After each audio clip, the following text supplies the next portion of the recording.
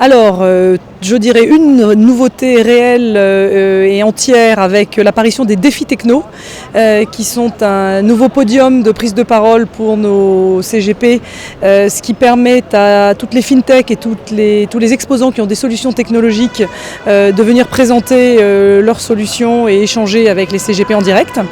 Une deuxième chose, c'est que nous avons beaucoup accéléré les formations que nous avions réintroduites l'an dernier. Donc il y a eu 21 modules de formation disponibles sur Patrimonia pour pouvoir toujours continuer à monter en compétences en permanence. Ça, c'était très important.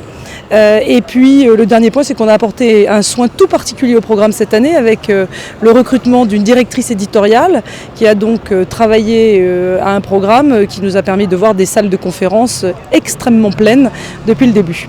Voilà, donc c'est pour dire que finalement, plus que jamais, Patrimonia retrouve son ADN de convention de formation et d'institution de contenu. Alors d'abord, je tiens à souligner que cette année, c'était les 25 ans de Patrimonia. C'est la 26e édition et ça fait donc 25 ans que Patrimonia est né. Et donc, comme sur la plupart des éditions de Patrimonia, nous avons eu le soleil. C'est important. L'ambiance était vraiment au beau fixe. Le salon était plus rempli que jamais, donc avec 342 exposants qui étaient là. Donc effectivement, on pousse un tout petit peu les murs. Et puis, des visiteurs toujours aussi nombreux et qui viennent de plus en plus loin, puisqu'on a quand même pas mal de visiteurs qui viennent de tous les pays limitrophes européens et francophones, mais également des dom-toms. Donc c'est vrai que c'est un succès que de savoir que tout le monde se déplace d'aussi loin.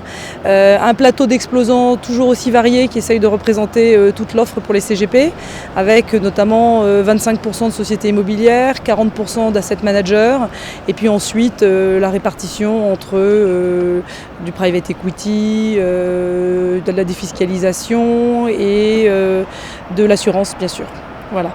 Écoutez un petit peu ceux qu'on a constaté depuis 25 ans d'évolution du métier, savoir qu'on s'est aperçu que c'était un métier qui s'était beaucoup digitalisé, que c'était un métier qui s'était énormément réglementé et que c'était un métier qui devait pouvoir répondre à de nouveaux besoins patrimoniaux issus d'une sociodémographie qui a beaucoup changé en 25 ans. Le paysage français a vu l'apparition de beaucoup de familles en solo, de beaucoup de familles décomposées, recomposées, d'une population qui vieillit, etc. etc. Donc fort de ces constats, on fera en sorte d'accompagner toujours plus les CGP, mais on s'aperçoit que finalement, ils vont devoir, eux, devenir des conseils de plus en plus importants et donc être capables de procurer ce conseil, capables d'apporter une expertise très forte.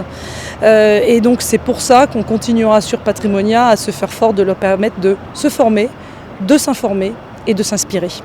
Donc je vous dis à tous, rendez-vous le 1er et le 2 octobre l'an prochain, puisque c'est rare, nous aurons une manifestation qui se déroulera début octobre et non pas fin septembre.